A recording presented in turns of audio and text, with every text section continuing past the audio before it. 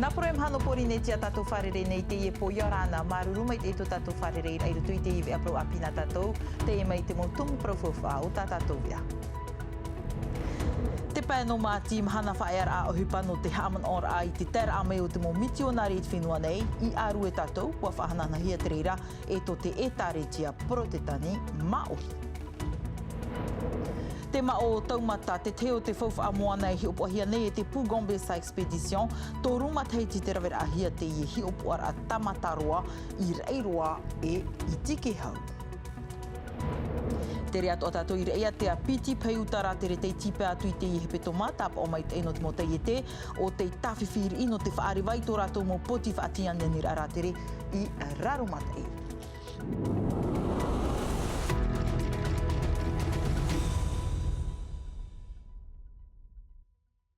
Tramai no tātou mo tumu pro no te e po, i mei te mo pē no māti atoa e whahana nei hua tātou i te whaaro hoarai, te tera a mei o te evaneria i o tātou nei.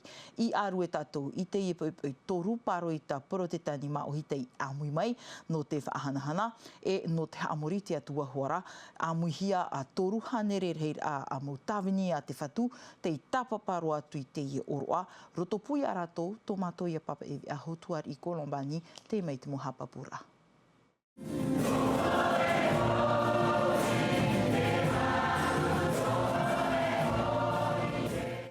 Te maureo himene, te pure e te mohautir ata no te whaahamanoro ai te tera amei o te evaneria i te whenua nei i te pē no māti ho e tawatini hituhane reiwa ahuru mahitu wa tāpē mei te pei a te mo mitionare no te London Missionary Society i teiti nei piti tene tere i muri mei, wariro te i mahana e mahana taa e mau, mahana oroa, no te e taretia protetani maohi. Tera momi te ona rei hare mai tera matahiti tautini hitu hane rei ua ahuru mahitu, wa hare mai rato no te nuna a maohi. Ia no te porotani, no te mea aitaa i e te porotani i mautura i onei, ia rātou rā te porotani i te maura. No te nuna a maohi rā, nā mua roa, tono mai e te atua i te e mo e tono, no te whaatia i te nuna a maohi. I roto pui te mau manihini, wa te mei te o e pupuno te Council for World Mission pi ihi a London Missionary Society i te matamuara, no rātou, wariro o teiti e tuhu a whauwha amau i roto i ta rātou tere ohipa i te rātou, inha, wa purara te evaneria i roto i te mau motu atoa no patifita mai teiti mei. No mātou nei te mo etaretia no patifita nei, e mea whauwha aroa ia haman o i te tera a mei o te evaneria i teiti nei, te rara, ai tāno teiti noa, no te tātoar ai te mo motu no patifita nei, inha, wa tere mei te mo mitionare mai teiti mei, no te poro i te evaneria i roto i te mo whenua no patifita. I te whenua whiti, te haman o nei rātou i te imahana, i te mo mitionare maohi, te te mei, ini ai te motu no oneata, patuhi ai rātou i te wharipurir a matamuaroa i reira. I muri hoi te oro a haman ora, taimi no te whaauhipar ai te hautir a, whaanhor a taa e te ie, whainenehia no te horo ar ai te ite a te whia api. I roto i nā ono wahi o hipar a, e ere e ni ai te ramon o e hautir a, te vera hua te kei apir ai veira i roto i nā wahi o hipar a, e tanu hoa e ia tātou, e tāmou o re rai api, te mea i tupu i te raratou. Hau e piti tene tere i muri te tera a mei o te mo mitionare i te whenua nei, wariro te i e tei omhana pē no māti, e tei me whauwha amau no te mo whaar o atoa i te whenua nei, wa wharerei te nun a maohi i te atua.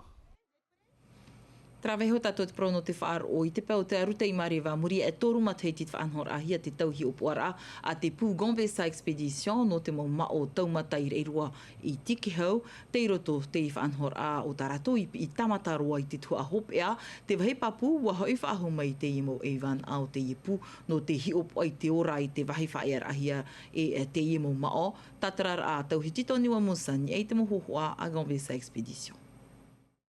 Mahama te tīf at ahia no te tua tapapar a tamatarua i reirua e te pirimeira te teime hopea. No te tuhu a i whaia te mo aivan ait motu nor eirua e toru av et maro no te whaarav ait mo tua tapapar ain e te orar au te animara e tōna fof ai raro i te tai. E no te hi upua te yema au e wha hipa te pupu aivan ait ho e pupui a rav a api te ye ai te fof ai haru te mo'o, aurera e paru iana. On va non pas la projeter, mais simplement projeter. Tēnā ora o ontona e pupuhia ho e matini tāwiri ho oin e te tua o te mao. E nā te niuniu e tāpia. C'est le requin qui, en partant, va déclipser la caméra de l'arbalète. Nā te mao e tāwere te matini e tāwiri noa e te moho a mai te e manurewa paire ti oreera te huru. Que mettre derrière lui. E te tiaturir a, ia whan au te moho o te animarain ia ho ea e mahana. Te mā a tānei amu e te wahi tānei tere.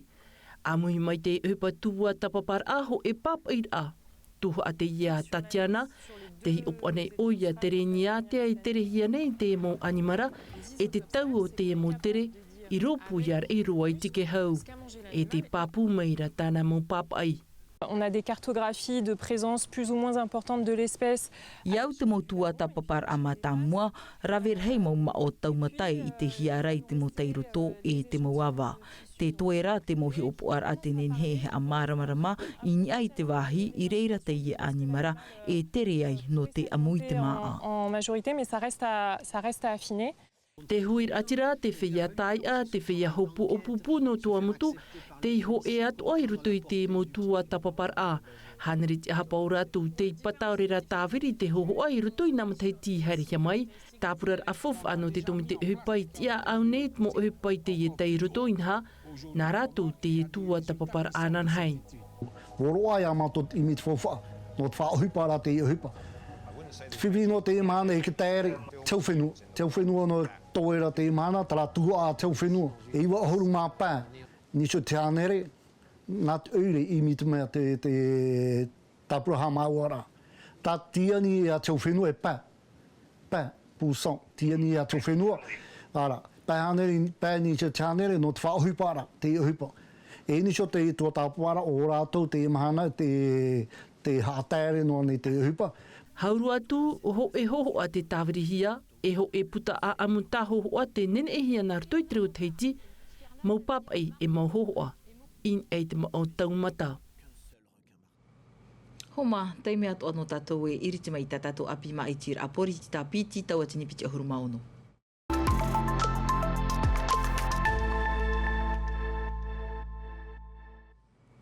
I arue, whahiti mena tātou te prau o te mo tapura rarheinha i e tōru tapura whaharuharu hia mai no te ie pōat hei, te tapura arue ia papaoa, te tāwana te ura iriti, muri mai te tapura iaora arue arata hia nei e te puanuis no, e te tapura tavinia o i arue a Daniel Van A, te teo te mo tumu prau te hafufa hia mai te ie mo tapura o ia hei, te pape, te mai te tepu ahura. No te tapura ara te hiara i te tāwana te ura iriti o te horof aho nei no te maitir a apura a oire, te teo te mo opuar a faufa, waha amatai te whaanhonhoi te prau o te pape, no te poto rao te teime, te titau whaaho nei te parheir a. Poto te teime, tere roa te tau, e te i onomataiti ai te mātou, e ai te rawai. No te mea, te veira hoa trahia ai e ateiroa trapope mā, ia nenhe a ia opere ia mbei mānoa o ia, te pro atu ano te tarifa, e ere atu atu mea uhi te mea ra. Wani hia mai mātou i te mo awan a hei, i atu a utou e mea rei e cha mau ar a, i te moni e o mai, atu e ano. A te mea ta mātou i mera, ia nenhe pe i te huir atira, ia atano noa. Ia whaauhipa rātou i tāratou pape. I proa i mātou no te e matei te hare mei nei, e apua i mātou, i te mōrawe aha apurara, nāwhea, e whaiti mei, i te whaauhipa i te pape, ia oripe i muri mei, i arhei te ofou.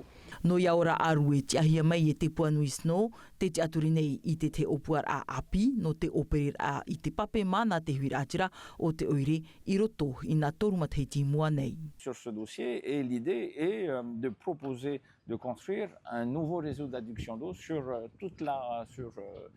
tout le foncier qui appartient à la commune de Haroué.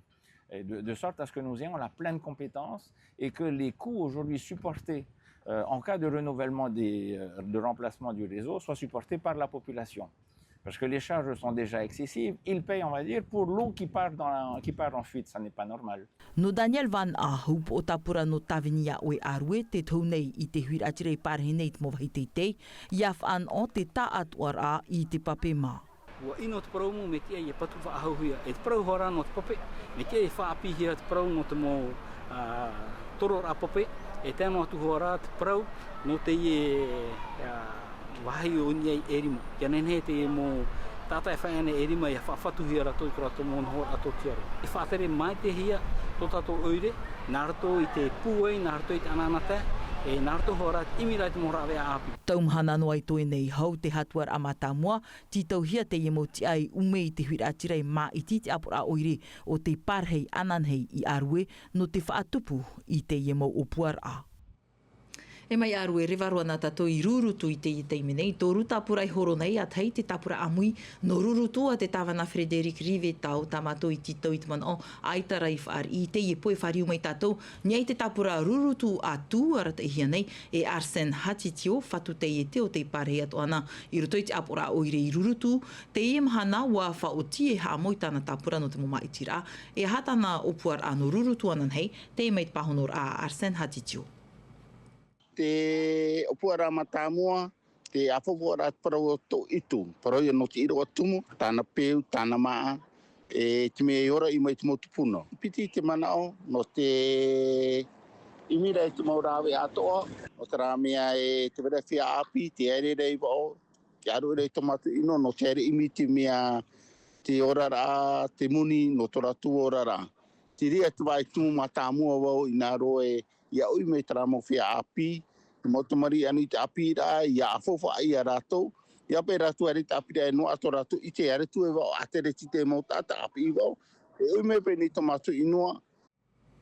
E te tino atu ai horo nei rurutu Jacques Chong whatu te i te o te whaoti atu ai horo i te mai ti rāpura oire, tāna tapura rurutu tō u anan ei.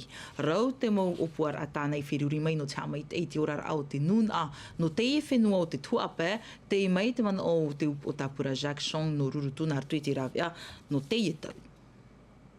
Ariro tu e te mātou opuara e mana o ia mai, ia mana, ua inei ne roa nā mua roa, i te tawini, ia o e te nun a rurutu, o e te whea api, o e te whea api, e roto o te pupu, te aturar ai e, i to e nuna, e rone ape te nuna, e rone mai te nuna. Nā mua roa, parau ia, no o e te whea api, roto te raurara a e ta tino, e tēnu atu to e parau, e te o e parau o te uira te patiri, i roto to tātou nei, inu e rurutu nei, e o tai ona, e rawe e Trahei whahanora i a tātou i tupu te hatuar amatamo i te ahuruma pē no māti nei haman o atu o i te e pohoma nārtu i nare o e piti e hei ham o i te mātutura aman o ni e te mo ti ai horo nei te oire no tapu atea i rei atea e whaharuharur a te i o te hapururu ti ai atu i te e po muri no mai tā tātou ve are o whrani rau ti hia mai treira e mai kleral tēnu atu i a tiare nui pahu iri Filipon.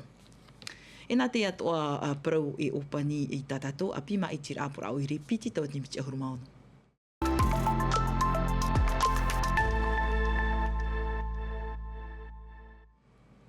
Te teitumu pro nā tātou, pōrua nā tātou i te whenua no rai atea, mai te omuara au te ihepe toma, te tāmau noara te mo pei utar a rātere, i te tipe atu i reira, i te mahana piti ra, piti peirhei te iuta i te moratere, mai te New Amsterdam e tāna piti tauatini maha ahuruma hitu horo patete, e no te mea hau watu tau nā pei e piti i roto i te teino uturoa, tau pupuroa tura te whaarewara ano te mo pei no raromata ei, i rei atea te mo tatarar ato mato hua pap evia, Roni Mufat.